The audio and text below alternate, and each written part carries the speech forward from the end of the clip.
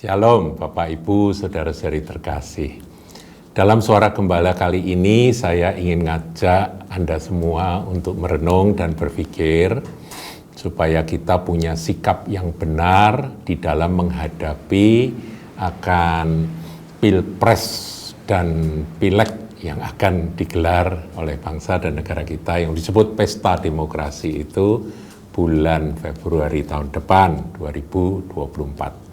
Saudaraku, hari-hari ini kalau saudara mengikuti akan sosmed, sosial media, ya sekarang zamannya sosmed saudaraku ya kita tahu berseliweran akan berita dari ketiga kandidat capres-cawapres itu berseliweran para pendukung dari masing-masing kandidat.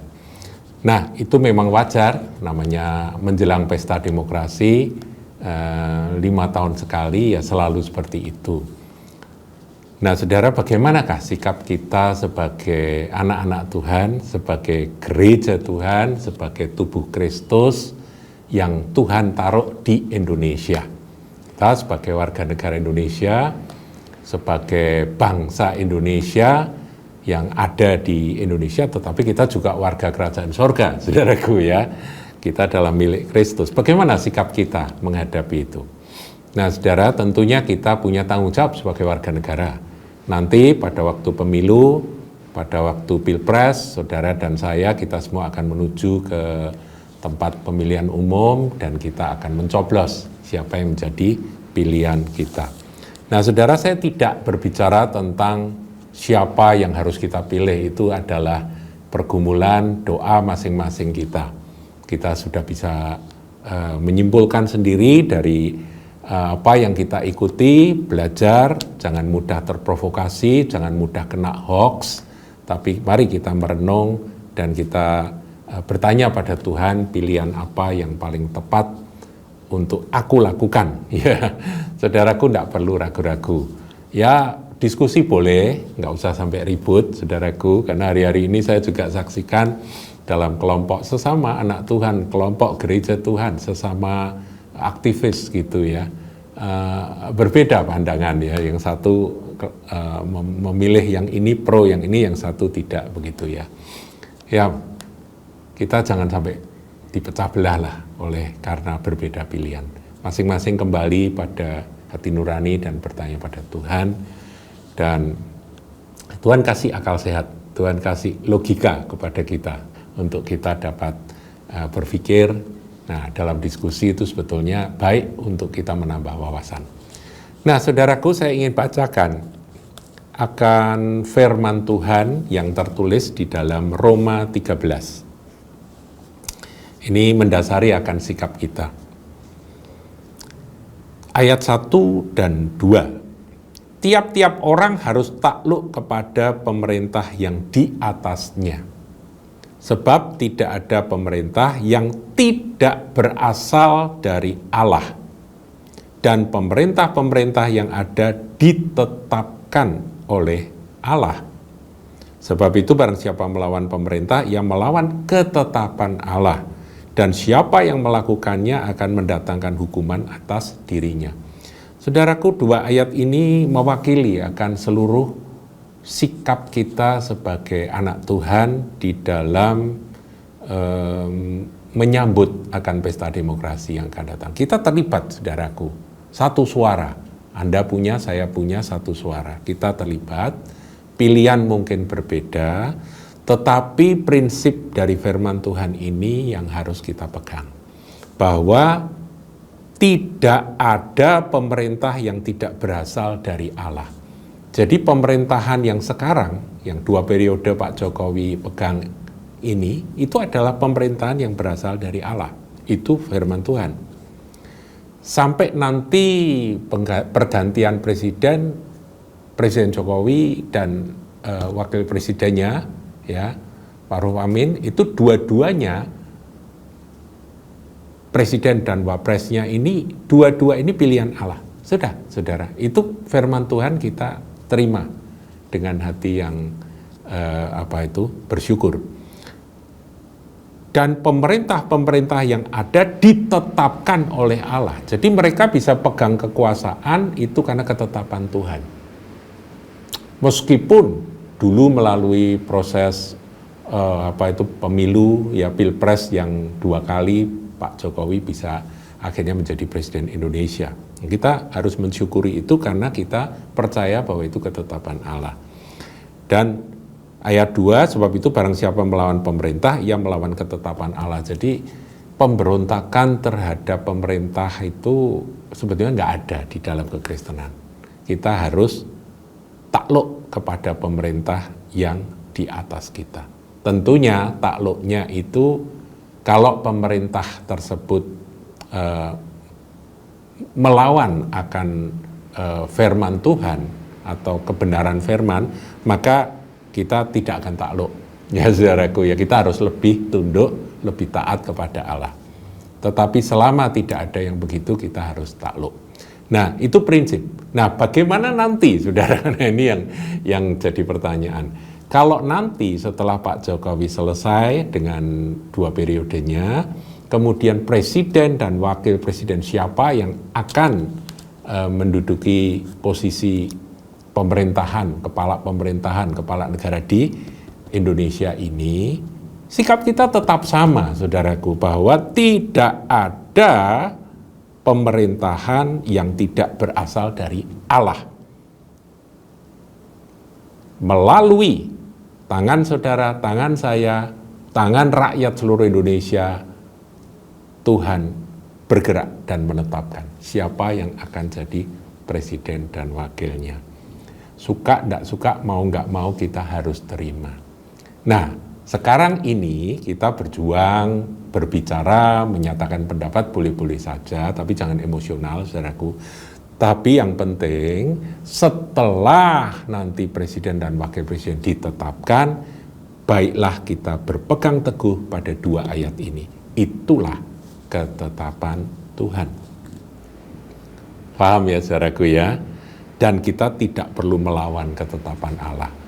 Ada orang yang pro pada satu kandidat, jadi dia pro sini, dia senang dengan yang ini. Ada orang lain yang pro yang sana. Nah, mereka berdebat gitu ya.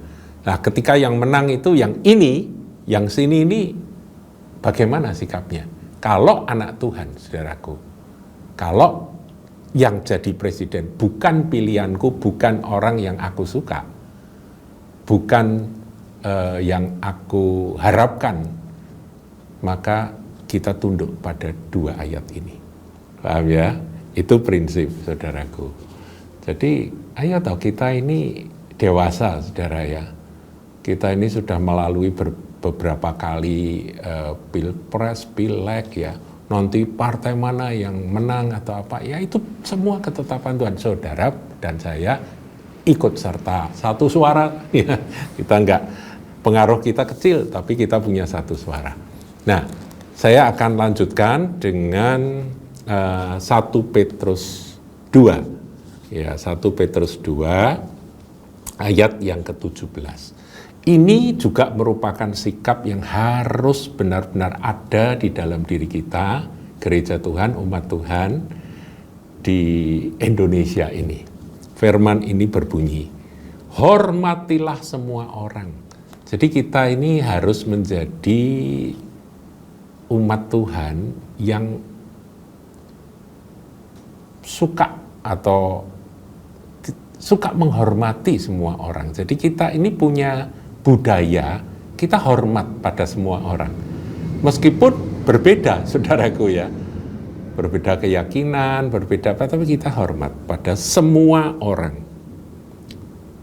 Tentunya kalau orang yang berbuat jahat, kita tidak suka dengan perbuatannya. Tapi orangnya, karena kita harus mengasihi, bahkan musuh pun harus kita kasih, itu pelajaran firman Tuhan ya. Hormatilah semua orang. Kalau saudara dan saya bisa menghargai, menghormati semua orang, maka benar-benar fungsi garam dan terang dunia itu akan nyata, muncul dalam gereja Tuhan. Hormatilah semua orang, kasihilah saudara-saudaramu. Nah, ke dalam tubuh Kristus, ayo toh kita saling mengasihi. Hanya jangan gara-gara berbeda pilihan, kemudian kita saling memaki, sudah kasih itu jadi menguap entah kemana. Ini kan konyol, saudaraku, ya. Ayo kita dewasa, kamu milih itu, aku milih ini, kita berdiskusi dengan saling bertukar pikiran, ya sampai di situ saja. Masing-masing berdoa, nanti Tuhan yang menetapkan. Tadi ya, Roma 13 ayat 1 dan 2. Tidak ada pemerintahan yang tidak ditetapkan oleh Allah. Jadi itu nanti hasilnya adalah ketetapan Allah. Kita berdoa supaya firman Tuhan ini jadi Indonesia. Nah, kemudian mengasihi saudara, jadi jangan bertengkar hanya gara-gara beda pilihan. Ayo saudaraku, dewasa. Kemudian takutlah akan Allah. Jadi yang penting itu kita takut akan Tuhan, karena Tuhan itu yang penguasa sesungguhnya. Presiden itu hanya berkuasa dengan kekuasaan terbatas, karena Indonesia mempraktekkan trias politika. Zaman itu satu tangan, saudaraku, pemerintahan otoriter, yaitu kaisar. Kalau kaisar itu ya dia hukumnya, dia juga eksekutif, dia yudikatif, dia yang bikin menentukan keadilan, dia juga legislatif, dia yang menentukan hukum. Itu zaman itu, saudaraku, kaisar itu kekuasaannya luar biasa. Nah, kemudian sekarang ini kan bergeser menjadi trias politika, ya. Trias politika yang benar-benar dipraktekkan di dalam pemerintahan. Jadi kekuasaan presiden tidak mutlak sekarang ini, tapi tetap berkuasa eksekutif, ya saudaraku. Kemudian yudikatif itu kehakiman. Kita doakan saja, saudaraku, siapa yang akan jadi presiden, siapa yang akan jadi mereka-mereka yang ada untuk menegakkan keadilan di negeri ini. Kemudian legislatif, yaitu DPR, kita juga doakan, saudaraku, supaya orang-orang baik, orang-orang benar, orang-orang yang cinta akan bangsa dan negara kita, itulah yang menduduki posisi-posisi. Nah, kita punya satu suara untuk itu, ya, baik legislatif maupun pemerintahan, yaitu eksekutif. Nah, saudaraku, kita harus saling mengasihi, kasihilah saudara-saudaramu. Kemudian takutlah akan Allah, yang paling penting kita takut akan Tuhan. Jadi datanglah kerajaanmu, jadilah kehendakmu, itu doa kita. Agendamu terjadi, dan Tuhan punya kekuasaan, punya rencana melalui pemerintahan yang dia tetapkan. Agenda Tuhan terlaksana, dan agenda Tuhan apa, saudaraku? Seluruh bumi penuh kemuliaannya. Setiap lutut bertelut lidah mengaku Yesus Kristus adalah Tuhan. Ya, itu aja, saudaraku. Beritakanlah Injil pada segala makhluk. Jadikan semua bangsa muridku, kata Tuhan Yesus. Itu aja fokus kita. Pemerintahan kita doakan yang mendukung atau memberi kesempatan untuk Injil diberitakan. Itu yang harus kita doakan. Nggak ada yang sempurna, saudaraku. Semua pasti punya cacat, baik cacat masa lalu maupun cacat masa sekarang. Nah, kita berdoa supaya agenda Allah, agenda Tuhan itu yang terlaksana melalui pemerintahan yang akan Tuhan bentuk nanti. Terakhir, hormatilah raja. Raja di sini mewakili akan penguasa, baik presiden, baik penguasa siapapun, ya gubernur atau apa. Hormati mereka, hormatilah mereka. Karena apa? Karena Tuhanlah yang menetapkan mereka. Oleh sebab itu, saudaraku, menjelang Pilpres dan Pileg nanti tahun depan bulan Februari, mari kita banyak berdoa untuk Indonesia. Thy kingdom come, thy will be done. Tuhan Yesus memberkati.